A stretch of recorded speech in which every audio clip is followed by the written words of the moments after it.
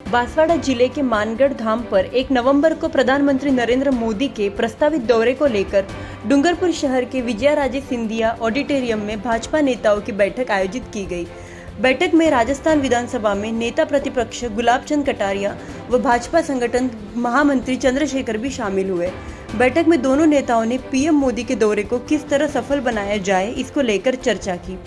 इस दौरान भाजपा संगठन महामंत्री चंद्रशेखर ने कार्यकर्ताओं को संबोधित करते हुए बताया कि प्रधानमंत्री 1 नवंबर को सुबह 11 बजे मानगढ़ धाम पहुंचेंगे। इसको लेकर उन्होंने कार्यकर्ताओं से सुबह 9 बजे तक कार्यक्रम स्थल पर पहुंचने का आह्वान किया।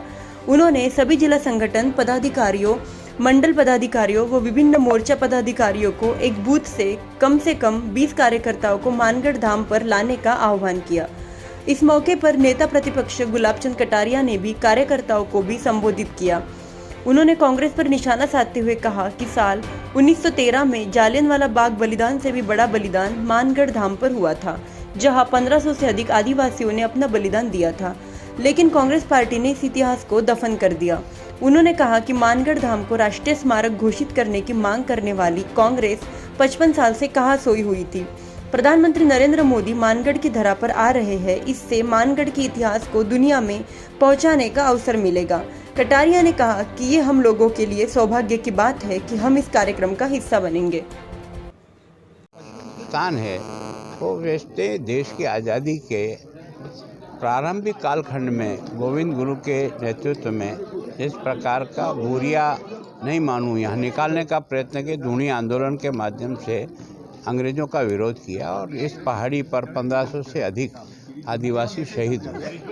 मैं सोचता हूँ जलियांवाला बाग से भी ये कई बड़ा एक तरह से शहीदों का स्मारक है। ये अब तक मिट्टी में दबा हुआ था। अब हमारा सौभाग्य यह है कि देश के प्रधानमंत्री स्वयं उस स्थान पर आकर उसको एक राष्ट्रीय स्मारक के रूप में जो प्रभुत्व दे रहे हैं, उसकी पहचान बनाने का प्रयास करें, उसके विकास के लिए जो प्रयत्न कर रहे हैं। हम संपूर्ण इस क्षेत्रवासी देश के प्रधानमंत्री का बहुत धन्यवाद और आभार ज्ञापित करते हैं। राजनीतिक फ़ायदा तो ये कांग्रेसी गिनते हैं। अगर इनको राजनीतिक फ़ायदा लेना तो तुम पहले ही कर देते। तुम्हारे बाप पूर्वजों को कहते हैं कि वो स्थान का पहले विकास कर देते, तो तुम्हारे खाते में दर्ज होता। हमारे क्या, हमारा तो स्थान विकसित होना चाहिए। तुम्हारे भाग्य में नहीं लिखा था, क्योंकि तुमने केवल और केवल अपने परिवार के लोगों को उठाने का प्रयास किया। तुमने भारत के उस गौरवशाली इतिहास को आगे बढ़ाने का प्रयत्न ही नहीं किया। अब हमने किया तो अब तुम घाटे में हो, हम क्या कर सकते हैं। सीएम साहब को पूछो ना, पहले अपने कितने पूर्वज इस जगह रह चुके हैं, उन्होंने कितने साल तक राज किया। तुम्हें संपट भी है कि नहीं है कि मानगढ़ कुछ हुआ है कि नहीं हुआ है। अब तुम्हारे देखा कि कुछ नहीं मिले तो टंडूरा खड़ा करने का काम तुम जरूर करते हो।